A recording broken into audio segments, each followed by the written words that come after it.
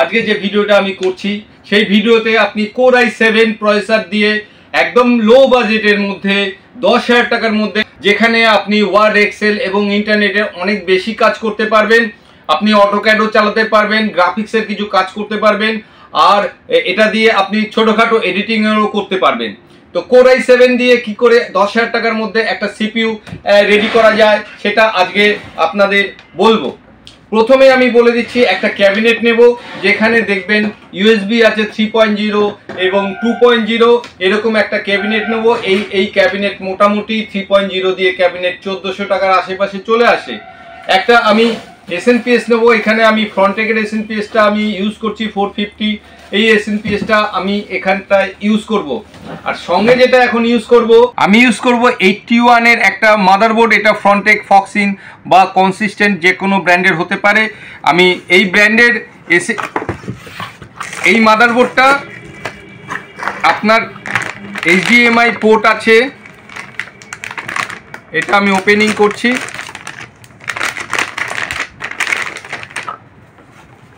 এখানে আপনি ইউএসবি 3.0 দুখানা পাবেন, দুটো পাবেন 2.0, একটা HDMI পোর্ট আছে, একটা VGA পোর্ট আছে, ইউএসবি পোর্ট এখানে 6খানা দেখা যাচ্ছে এবং ল্যান্ড পোর্টও আছে। এখানে আপনি M.2 স্লটও পাচ্ছেন, SSD 3টে স্লট পাচ্ছেন, দুটো র্যামের স্লট পাচ্ছেন। যেই প্রসেসরটা আমি ইউজ করব এটা 4th জেনারেশন 81 মাদারবোর্ডের সঙ্গে এই 4th জেনারেশন কোর i7 প্রসেসরটা এটা ব্যবহার করা হচ্ছে। আমি এই বাক্সটা নিচে, এটা একটা কুলিং ফ্যান, এটাও এখানে লাগবে। এটা কিন্তু i7 একটা, এটা বোঝানোর জন্য এটা আমি ব্যবহার করেছি, বাট এটা একটা জাস্ট কুলিং ফ্যান। প্রসেসরটা ঠান্ডা রাখার জন্য একটা অরিজিনাল ইন্টেলের কুলিং ফ্যান আমি ব্যবহার করব। আর এই প্রসেসরটা হচ্ছে কোর i7 এর 4th জেনারেশন। যেহেতু মাদারবোর্ডের দুটো স্লট আছে, তো এখানে আমি দুটো র্যামই আমি ইউজ করব।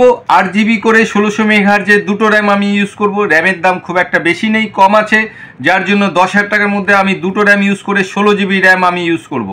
আমি এখানে ব্যবহার করব 256 SSD ব্যবহার করব। আর এই SSDটা আপাতত আমি ফ্রন্টেক ব্যবহার করছি।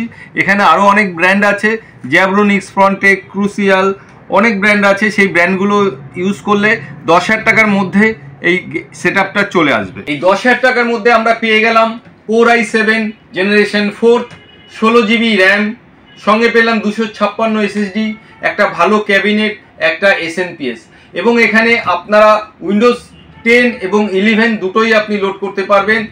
লোড করার পর আপনি এখানে অটোক্যাড ইউজ করতে পারবেন, আর ট্যালি ইউজ করতে পারবেন, ওয়ার্ড এক্সেলের ভালো চলবে এবং আপনি ইন্টারনেটও ভালো ব্রাউজ করতে পারবেন।